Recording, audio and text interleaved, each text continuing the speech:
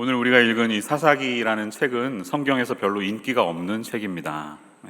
웬만하면 설교자들도 이 책을 자세히 설교하고 싶어 하지 않습니다. 성경에 있지 않았으면 하는 이야기들이 너무 자세히 기록되어 있기 때문이죠. 만약에 사사기를 영화로 만든다 그러면 이 영화는 분명히 R등급이 될 가능성이 높습니다. 책의 마지막 부분인 19장에 가면 참 희한한 스토리가 하나 있는데요. 어느 레위인 남자의 첩이 집단 윤간을 당해서 죽게 되는데요. 이 남자가 너무 분노해서 부인의 시신을 12개로 잘라서 이스라엘 12지파 전 지역에 택배를 보냅니다. 여러분, 이런 이야기가 성경에 버젓이 기록되어 있다는 사실을 알고 계셨나요? 믿기십니까? 성경이 정말 홀리 바이블 맞습니까? 거룩한 책 맞습니까? 사사기는 거룩하지 않은 사람들의 이야기를 담고 있습니다. 사사기에 나오는 이야기들의 줄거리는 굉장히 어둡고 비참합니다. 여호수아가 죽었던 시간, BC 1390년에서부터 사울이 왕으로 등극하는 BC 1050년까지 약 340년 동안에 이어지는 사사기 시대는 바로 그렇게 어둡고 비참한 사람들의 이야기로 가득 채워져 있습니다. 사사기라는 책을 잘 읽어보시면 하나의 사이클이 발견이 되는데요. 성경학자들은 이것을 사사기의 순환론적 사이클이라고 불렀습니다. 사이클리컬 사이클. 화면을 보시면 이런 순서입니다. 배교합니다. 하나님이 진노하시고 심판하십니다. 이들이 고통스러워서 부르짖습니다. 그러면 구원자를 보내주시고 평안이 찾아오는데 이게 계속 반복되는 거예요. 같은 사이클이에요. 한 예를 들면 사사기 2장 11절에서 19절을 볼 수가 있어요. 책을 하나만 앞장으로 가보십시오. 사이클을 한번 보겠습니다. 2장 11절을 보면 이스라엘 자손이 여호와의 목전에 악을 행하며 바알들을 섬기며 배교했죠? 하나님이 진노하십니다. 14절 여호와께서 이스라엘에게 진노하사 노력하는 자들의 손에 넘겨주사 적진에게 이제 굴복당하게 하셔서 고통스럽게 합니다. 너무 힘들죠. 그러니까 15절 그들의 괴로움이 심하였더라. 부르짖으니까 하나님께서 16절 여호와께서 사사들을 세우사 노략자의 손에서 그들을 구원하게 하셨으나 17절 그들이 그 사사들에게도 순종하지 아니하고 오히려 다른 신들을 따라가 음행하며 이 사이클이 계속 반복이 된다는 이야기예요. 오늘 본문 3장에도 같은 사이클이 등장합니다. 우리는 동일한 패턴을 볼 수가 있어요. 아주 익숙한 부분 12절에서 등장합니다. 이스라엘 자손이 또 여호와의 목전에 악을 행하니라. 첫 번째 사이클이 등장합니다. 그러니까 계속 이 악순환이 이 나선형처럼 반복이 되면서 이어진다는 것인데 시간이 흐를수록 어떻게 됩니까? 더 나빠집니다. 최악의 상황으로 아주 점점 더 getting darker, 더 어두워지는 거예요. 그래서 사사기의 마지막은 굉장히 비극적이지만 건조하게 끝을 맺고 있습니다. 사사기의 제일 마지막 절이 어떻게 끝나냐 하면 화면 올려주시면 그때 이스라엘의 왕이 없으므로 사람이 각기 자기의 소견에 옳은 대로 행하였더라. 이렇게 끝내고 있습니다. 하지만 이 사사기의 구체적인 이야기들은 우리에게 또 다른 어떤 희망의 메시지를 여전히 던져주고 있어요. 왜냐하면 그 이야기들 속에 하나님의 영광의 빛이 잠깐 비춰지기 때문입니다. 백성들의 죄라고 하는 이 어두운 암흑의 정도가 너무 짙어서 짙은 검정, 이런 죄악이 너무나 짙어서 드러나고 있지 않는 것 같지만 하나님의 영광의 광채는 그 어둠 가운데도 잠시 밝게 빛난다는 사실을 우리는 봅니다. 저와 여러분의 과거를 돌아보면 우리에게도 암흑과도 같은 그런 죄악된 시절이 있었을 것입니다. 생각하고 싶지도 않았던 부끄러운 과거가 있을 것입니다. 하지만 우리가 여기에서도 소망을 가져야 할 이유가 있어요. 왜냐하면 하나님은 자신의 아픔과 죄를 부르짖는 자들에게 언제나 응답하셨다는 사실입니다. 구원의 길을 열어주셨다는 것이고 그들을 고통에서 구출해 주신다는 사실을 믿으시기를 바랍니다. 크고 작은 죄와 연약함에 빠져있는 사람들에게도 여전히 다가오시는 하나님, 그 하나님이 계시기에 저와 여러분에게는 아직 소망이 있습니다. 오늘 본문은 이 어두움의 시대 속에서도 하나님의 손에 붙잡혔던 연약하거나 매우 평범했던 두 사람의 이야기를 다루고 있어요. 오늘 본문을 통해 우리에게 주시는 교훈의 메시지를 세 가지로 나누어서 보겠습니다. 한 사람은 에훗이라는 사람인데요, 이스라엘의 안중근이라고 보시면 되겠습니다. 삼갈이라는 사람은 평범남, 그냥 동네에서 볼 수 있는 그런 사람. 이 두 사람을 하나님이 어떻게 사용하시는지 보시기 바랍니다. 에훗이 등장하는 배경을 보시면 약간 좀 충격적으로 시작합니다. 13절을 보십시오. 에글론이 암몬과 아말렉 자손들을 모아가지고 와서 이스라엘을 쳐서 종려나무 성읍을 점령한지라, 이렇게 되어 있습니다. 근데 이 종려나무 성읍, City of Palms는 여리고를 말하는 겁니다. 여리고. 여러분, 여리고가 어떤 지역입니까? 여호수아 시대를 끝내면서 가나안에 입성했을 때 요단강을 건너서 제일 처음 정복했던 마을이에요. 첫 번째 승리의 승전보를 올린 곳이에요. 기념비적인 곳이죠. 그런데 본문이 말하는 게 뭐예요? 그 상징적인 동네가 적들의 손에 빼앗겼다는 것입니다. 모압 왕이 그것을 차지했다는 거예요. 군대로 치면 사단을 상징하고 있는 군대 사단 깃발이 있지 않습니까? 그거 뺏기면 지는 거잖아요. 그렇게 된 겁니다. 굉장히 수치스러운 일입니다. 전쟁할 때 깃발을 빼앗긴 것과 같습니다. 그래서 이스라엘은 어떻게 하고 있습니까? 하나님께 부르짖습니다. 15절 보시면 이스라엘 자손이 여호와께 부르짖음에 여호와께서 그들을 위하여 한 구원자를 세우셨으니, 드디어 이제 15절에서 에훗이라는 사람이 등장하고 있습니다. 그런데 여러분, 성경이 어떤 사람의 인물의 됨됨이를 설명할 때는 의도가 있어요. 성경은 괜히 심심해서 적지 않습니다. 어떤 의도를 가지고 적을 때 무슨 의미인지 자세히 보시기 바랍니다. 그에 대해서 뭐라고 묘사하고 있습니까? 첫 번째 특징은 그는 왼손잡이라는 거예요. 왼손잡이. 그가 왼손잡이였다는 것은 이야기의 흐름과 관련이 있습니다. 쓸모없는 일을 기록하지 않습니다. 두 번째로 그는 베냐민 지파 출신이라는 겁니다. 여러분, 근데 이 베냐민, 영어로는 벤자민이죠. 벤야민이 무슨 뜻인지 아세요? 벤은 아들이라는 뜻이고요, 야민은 오른손, 나의 오른손이라는 뜻이에요. 화면에 보시면 나의 오른손잡이 아들, son of my right hand라는 뜻이에요. 역설적이지 않습니까? 우리는 오른손잡이라고 불리우는 부족 출신 중에 왼손잡이를 만난 것입니다. 우리가 전혀 기대하지 않았던 사람이 등장한 거예요.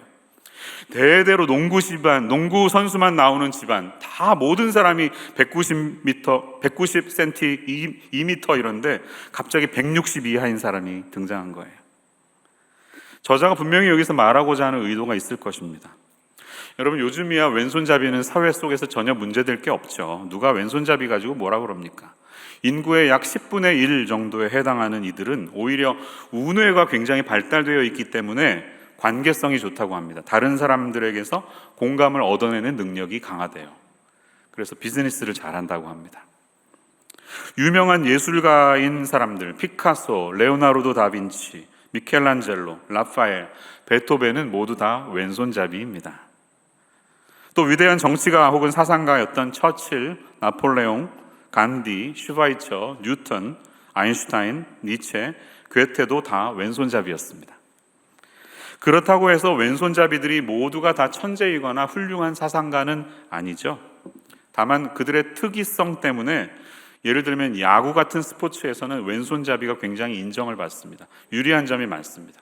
1루에도 더 빨리 갈 수 있고요, 투수로서 구질을 모르기 때문에 투수도 굉장히 가치 있는 투수가 됩니다. 하지만 여러분, 이 옛날 사사기 시대, 이때에는 달랐습니다. 지금부터 3천 몇십 년 전의 이야기에는 달랐다는 것이죠. 우리나라도 옛날 어른들이 그랬잖아요. 저희들이 글을 쓰거나 밥을 먹을 때 왼손으로 먹으면 막 혼내셨잖아요. 그렇죠? 그런 분들 계시죠? 그러면서 뭐라고 그러세요? 야, 바른 손으로 먹어야지, 바른 손. 오른손도 아니고 바른 손이래. 바른 손이 어디 있습니까? 다 바른 손이죠. 근데 우리의 인식이 그랬습니다. 동양적인 사고방식이 그렇게 되었다는 것이죠. 중동 쪽에 가시면 아시다시피 대변을 볼 때 물로 닦는데요, 어느 손으로 닦을까요? 왼손으로 닦습니다. 그러니까 여러분, 중동 지역이나 인도에 가셔서 누구랑 악수할 때 왼손으로 악수하시면 큰일 납니다. 굉장히 무례한 일이에요. 절대 네버 그렇게 하시면 안 되고 꼭 오른손으로 악수하셔야 하는 거예요. 식사도 꼭 오른손으로 드셔야 됩니다. 자, 그런 문화적인 배경을 볼 때 왼손잡이였다는 것은 굉장히 곤혹스러운 자리입니다. 그런데 한 가지 더 흥미로운 것은 개역 성경에 한글에 왼손잡이라고 되어 있지만 히브리어 원문을 보면 정확히 번역하면 오른손이 묶인이라고 되어 있어요. 오른손이 묶인. 무슨 말이죠? 다시 말하면 오른손이 정상적이지 않았다는 뜻이 더 자연스러운 해석입니다. 요즘 말로 말하면 장애인이라는 뜻이에요. handicapped person 이라는 뜻이에요. 스포츠에서 핸디캡이라는 단어를 쓰면 그것은 이 두 선수 사이에 성적에 너무 큰 차이가 생기기 때문에 우수한 선수에게 사전에 주어지는 불리한 조건을 뜻하죠. 골프에서는 자신의 평균 타수에서 코스의 표준 스코어를 뺀 만큼을 핸디캡으로 정합니다. 72타를 기준으로 만약에 싱글 정도를 친다 그러면 굉장히 골프를 잘 치는 사람이다. 우리가 이렇게 이해합니다. 맞습니까? 예. 바둑에서는 젖바둑이라고 해서 이 차이에 따라서 미리 화점에 흑도를 먼저 얹어놓고 시작하죠. 장기에서도 잘하는 사람이 차포를 띄고 경기를 하죠. 이런 것과 같습니다. 그런데 이 에웃이라는 사람은 오른손이 불편한 사람이라는 거예요. 사람들이 그걸 가지고 얼마든지 손가락질 할 수 있는 그런 상황에 살았다는 것입니다. 이런 경우에 보통 우리 사회에서는, 대한민국에서는 장애인들이 집안에 꽁꽁 숨어버립니다. 길거리에 나가도 한국에서는 미국에서처럼 장애인들을 쉽게 만나지 못하게 되는데요. 그 이유는 뭐냐면 한국에는 장애인이 더 미국보다 적기 때문이 아니라 그냥 많은 사람들이 밖에 외출하지 않기 때문이에요. 그런데 이 나의 오른손잡이 집안 출신의 왼손잡이로 태어난 에훗은 하지만 집안에 갇혀 있지 않았습니다. 꽁꽁 자기 자신을 가두지 않고 이스라엘의 영웅, 이스라엘의 사사로 등극하고 있는 것을 우리는 보는 것입니다. 자신들을 억압해서 18년 동안이나 이 강한 통치를 하는 모압 족속의 에글론 왕, 그 이름의 뜻도 어린 황소예요. 어린 황소. 뚱뚱한 사람, 이 어린 황소를 송아지를 잡듯이 과감하게 양날의 검을 사용해서 암살하는 용맹스러운 이야기가 오늘에 등장합니다. 이 본문을 조금 더 자세히 한번 들여다볼까요? 16절을 가시면 그가 어떻게 하고 있습니까? 길이가 한 규빗 되는 좌우의 날선 칼을 만들어 그의 오른쪽 허벅지 옷 속에 찼습니다. 자, 양날의 검은 공격하기가 쉽죠. 양쪽 다 날이 있기 때문에 조금만 휘둘러도 사람이 쉽게 손상당하기 때문에 살상 무기입니다. 근데 그는 이제 왼손잡이니까 오른쪽 허벅지 깊은 곳에 이걸 묻었다는 것이에요. 한 규빗, 여기에서 여기까지가 한 규빗이거든요.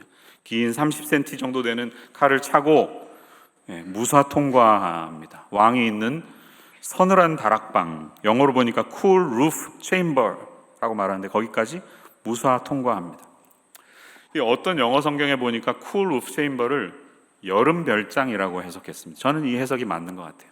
여름을 보내는 그 독방에 모든 시큐리티를 과감하게 통과할 수 있었습니다. 그 이유가 뭘까요? 사람들이 그가 왼손잡이였기 때문에 설마 오른손에 칼을 찼다는 걸 생각을 안 한 거예요. 일반적인 무사는 오른쪽에서 왼쪽으로 이렇게 칼을 뽑으니까 이쪽을 볼 텐데 전혀 이상하지 않은 것이죠. 그래서 그냥 쉽게 들어갈 수 있었던 것입니다. 그는 또 장애인이었습니다. 아무도 그에 대해서 많은 의심의 눈초리로 보지 않았을 것이에요. 그리고 이제 몸이 뚱뚱해서 거동이 불편한 왕이시여, 제가 은밀한 메시지가 있습니다. 그러니까 silence, 다들 물러가라. 자연스럽게 독대할 수 있는 여건이 만들어지고 그를 기회를 놓치지 않고 재빠르게 뱃속 깊숙이 찔러서 창자가 튀어나올 정도로 암살시켜버리는, 좀 어떻게 보면 굉장히 잔인한 내용이 여기 기록이 되어 있어요. 그런데 흥미로운 것은 이 한글 성경에는 나타나고 있지 않지만 22절을 보면 칼을 몸에서 빼지 않았고 기름이 칼에 엉겼더라라고 기록되어 있지만 영어 성경 제가 가진 ESV에 보니까 and the dung came out 이렇게 적혀 있어요. 똥이 밖으로 나온 것이에요. 똥이. 창자에 있었던 똥이 밖으로 나왔기 때문에 똥까지 밖으로 나온 것입니다. 이 장면이 왜 중요하냐면 그가 암살하고 나서 유유히 빠져나오지 않습니까? 문을 걸어 잠그고 옆에 베란다를 이용해서 나갔습니다. 나는 볼일 다 봤어, 안녕 이렇게 한 다음에 잽싸게 도망갔을 거예요. 근데 이제 왕이 혼자 있으니까 얼른 경호원들이 들어가 봤는데 문이 잠겨 있습니다. 근데 똥 냄새가 나는 거예요. 아, 왕이 용변을 보시나 보다. 발의를 가리운다는 것은 완곡한 표현이죠. 왕이 변을 보시나 보다 하고 기다리는 것이죠. 민망할 수 있으니까. 근데 시간이 지나도 나오질 않으니까 이제 초조해져서 열쇠를 가지고 따서 들어가 봤더니 왕이 엎어져 죽어 있는 겁니다. 이런 아이러니컬하고 재미있는, 하나님께서 이런 식으로 일하신다는 것을 우리는 여기서 보는 것입니다. 벌써 그는 도망을 멀리 갔고요. 이제 그 백성들이 있는 언덕에 가서 나팔을 불면서 봐라, 우리의 적장이 죽었다 하면서 나를 따르라 하니까 이 사기충천한 백성들이 우와 하면서 전쟁을 일으키죠. 요단강 근처에서 벌어졌던 이 전투로 말미암아서 용맹했던 상대방의 10,000명의 용사들이 다 죽었다고 기록하고 있습니다.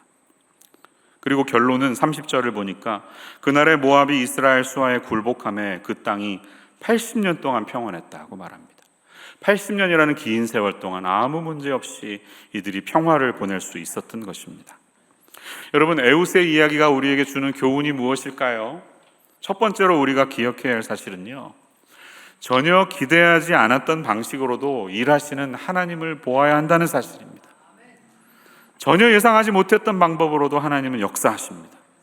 아무도 기대하지 않았던, 에웃은 연약한 사람이었지만, 장애인으로 취급당하는 사람이었지만 그 한 사람의 순종과 그의 결단을 통해서 하나님의 놀라운 일이 일어난다는 사실을 우리는 잊지 말아야 할 줄로 믿습니다.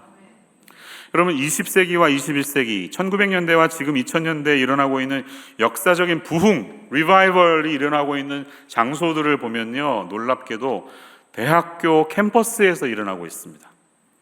1995년 3월에 시카고 근교에 위치한 위튼 칼리지라는 기독교 대학이 있습니다.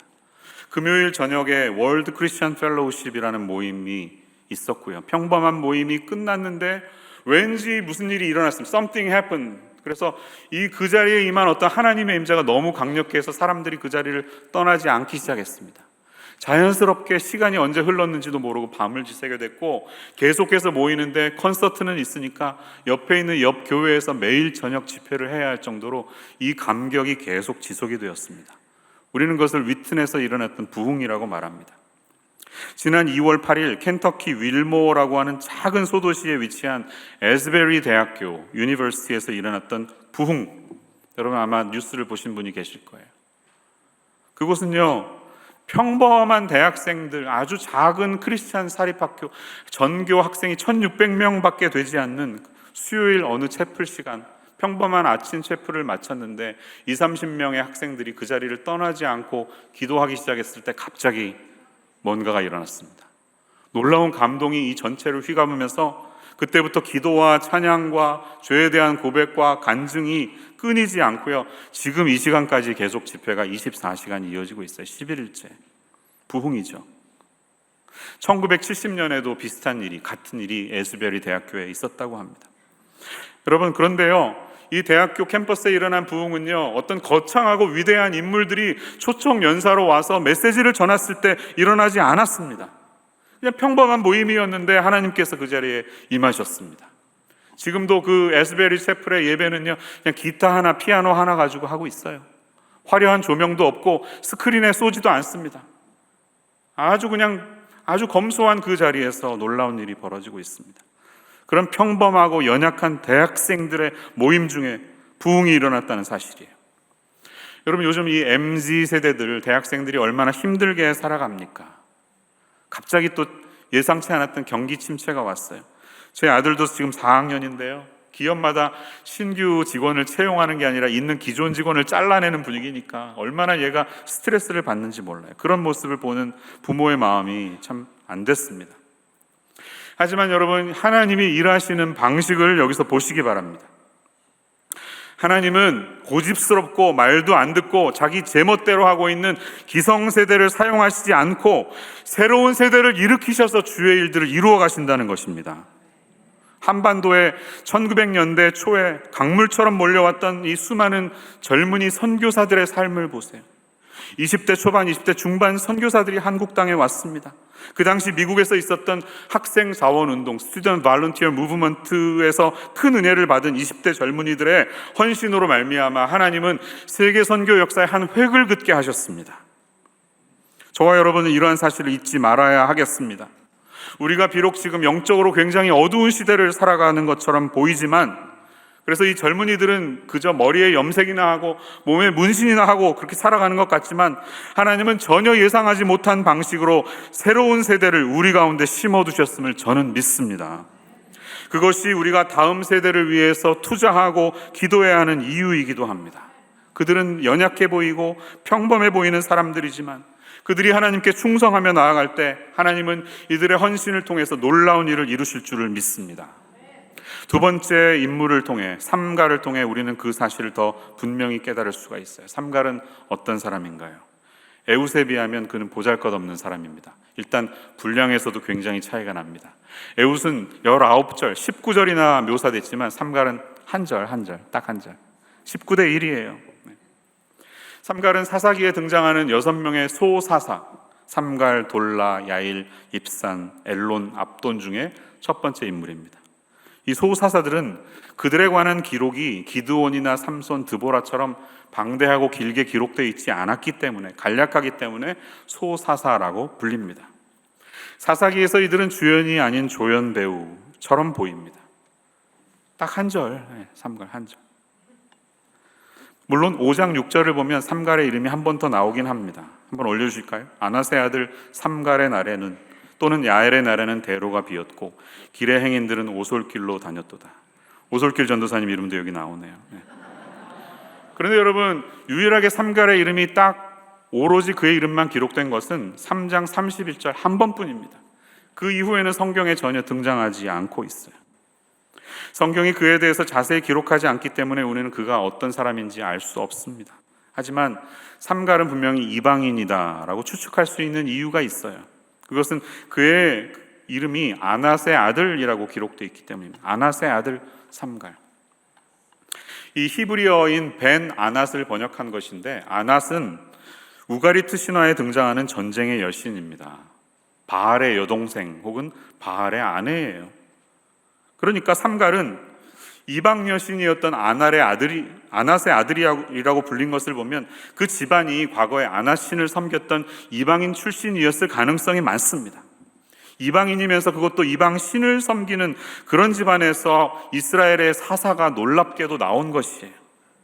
여기서 중요한 사실을 깨닫습니다. 하나님은 우리가 전혀 기대하지 않았던 방식으로 예상치 못했던 인물들을 쓰신다는 사실입니다.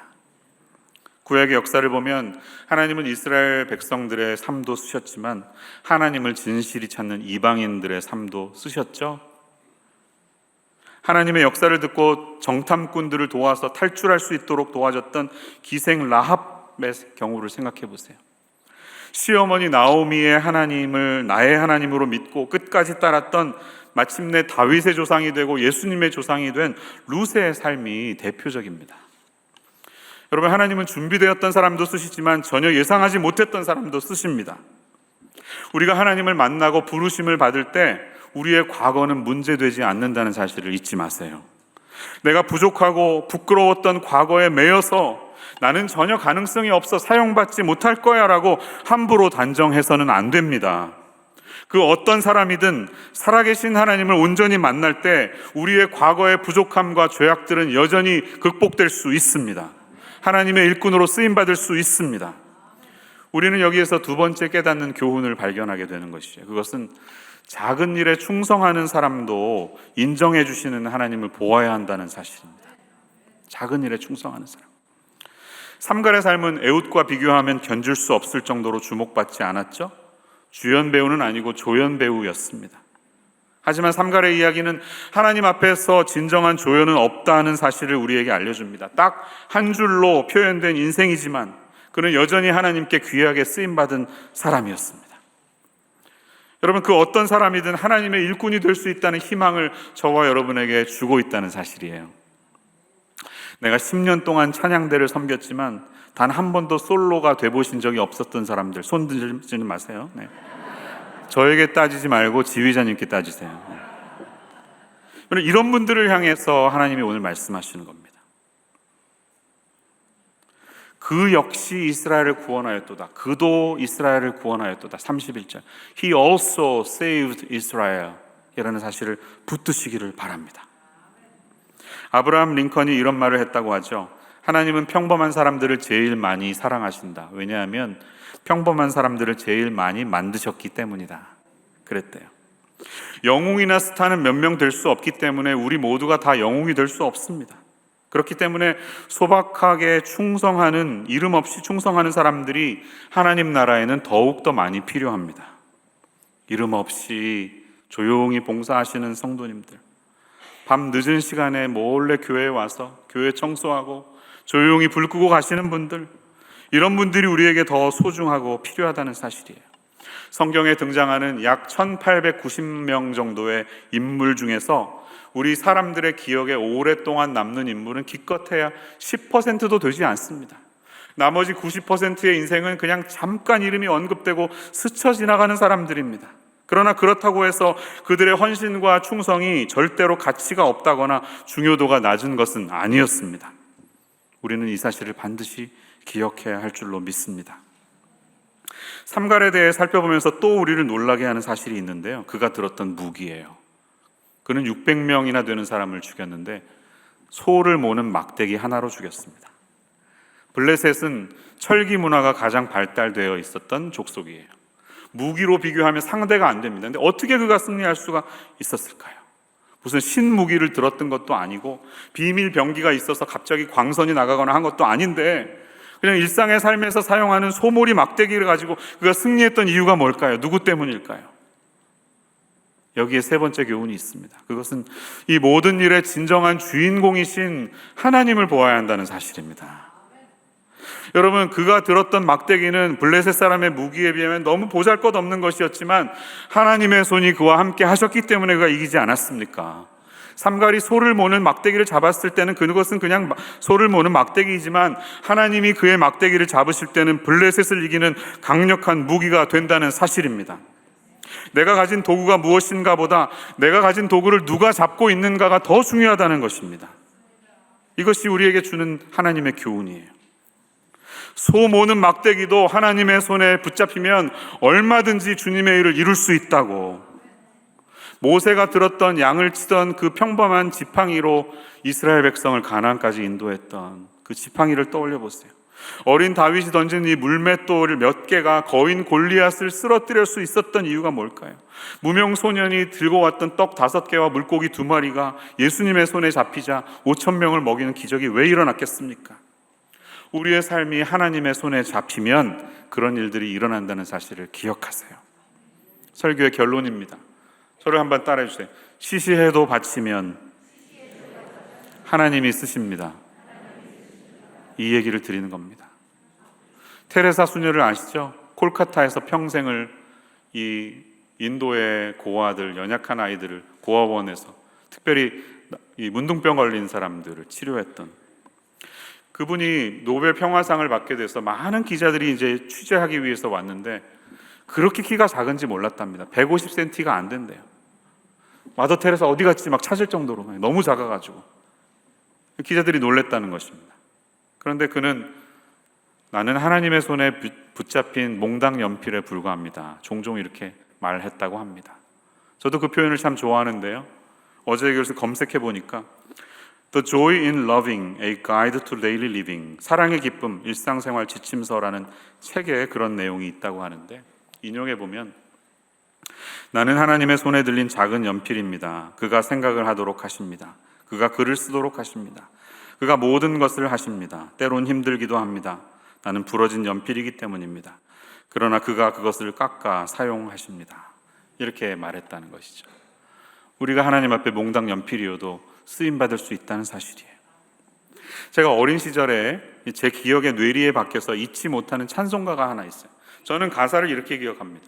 삼갈의 막대기 다윗의 물매 도르가의 바늘 라합의 밧줄 삼손 나귀 턱뼈 소년 도시락 시시해도 바치니 하나님 쓰셨네. 저랑 똑같이 알고 계시나요? 근데 제가 검색해 보니까 어린이 찬송가 289장인데요 가사가 좀 다르더라고요. 마지막이 하찮은 것 바쳤지만 하나님이 쓰셨죠 이렇게 돼 있더라고요. 여러분 이 찬송 한번 예전에 불러보신 적이 있습니까? 같이 한번 불러볼까요? 가사가 보이세요? 불러볼게요. 시작. 삼갈의 막대기 다윗의 물매 도르가의 바늘 라합의 밧줄 삼손의 나귀 턱뼈 소년의 도시락 하찮은 것 바쳤지만 하나님이 쓰셨죠. 우리들의 손과 발 주께 바치자. 우리들의 마음 주께 바치자. 우리의 재주 모두 주님께 바치면 하나님이 귀히 쓰사 크신 일을 하신다. 아멘. 갑자기 옛날로 돌아간 것 같죠? 어린 시절. 여러분, 우리가 하나님 앞에 이런 존재가 되기를 소망합니다. 하나님은 아이러니컬하신 분이에요. 역설적이게도 하잘것 없어 보이지만 그것이 주님께 드려질 때 놀라운 일을 행하시는 분이 하나님이신 줄 믿으시기를 바랍니다. 모세가 나일 강물에 흘려 떠나가던 그 바구니를 기억해 보세요. 두려움 속에서 이 아들이 죽지 않기 위해서 엄마는 강물을 띄워 보냈지만 누구의 손에 발견됩니까? 파라오의 딸 공주의 손에 들어가서 왕궁에 들어갑니다. 장차 후에 이스라엘 민족을 인도할 수 있는 지도자 교육을 적들이 폐위를 합니다. 그 교육 로열 아카데미에서 훈련받게 되고 누가 그의 유모로 들어갑니까? 모세의 어머니가 유모가 되어서 젖을 먹이면서 돈도 받는, 월급도 받는 이런 아이러니컬한 모습을 생각해 보십시오. 하나님은 역설의 하나님이십니다.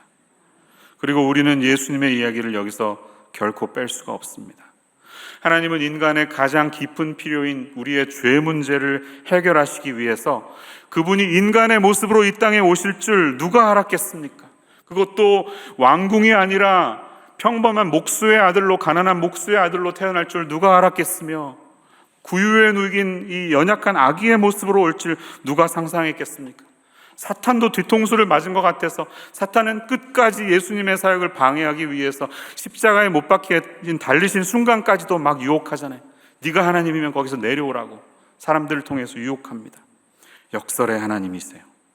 누가 이 십자가 위에서 당한 수치스러운 죽음이 마침내 우리의 사망의 권세를 이기는 엄청난 승리의 신호탄이라는 하나님의 계획을 누가 상상이나 했겠습니까? 복음은 역설의 메시지입니다. 하나님이 그의 아들의 죽음과 부활을 통해서 우리의 죄로부터 우리를 구원하신 좋은 소식은 역설의 메시지로 다가왔습니다. 우리 하나님은 그렇게 일하십니다. 그러므로 사랑하는 여러분, 내게 주어진 핸디캡에 빠져서 인생의 어둠에서 헤어나오지 못하시는 분은 이 자리에 계시지 않습니까? 나는 너무나 연약하고 나는 너무나 평범한 사람이기 때문에 어떤 것도 할 수 없다고 생각하는 분이 계시지 않습니까? 그렇다면 오늘 우리에게 주신 말씀을 통해 소망의 메시지를 붙드시기를 축원합니다. 그리고 하나님의 나라를 위해서 내가 쓰임받는 일꾼으로 내 연약한 삶을 드릴 때 하나님이 이것을 아름답게 사용하신다는 사실을 기억하시며 결단하시는 오늘이 되시기를 축원합니다. 기도하겠습니다. 참 좋으신 주님, 우리에게 예수님을 보내주시고 기대하지 않았던 방식으로 죄의 권세를 이기신 하나님의 놀라우신 것을 찬양합니다. 저희 인생에도 때로는 매우 연약하고 매우 평범해서 아무것도 할 수 없다고 생각하지만 하나님은 우리의 헌신과 우리의 결단을 기쁘게 받으셔서 연약한 우리들이 주님의 손에 붙잡힐 때 놀라운 일을 행하실 줄로 믿습니다. 오늘 이 사실을 기억하며 주님 앞에 나아갈 수 있는 우리들 모두가 되게 하여 주시옵소서. 예수님의 이름으로 기도합니다.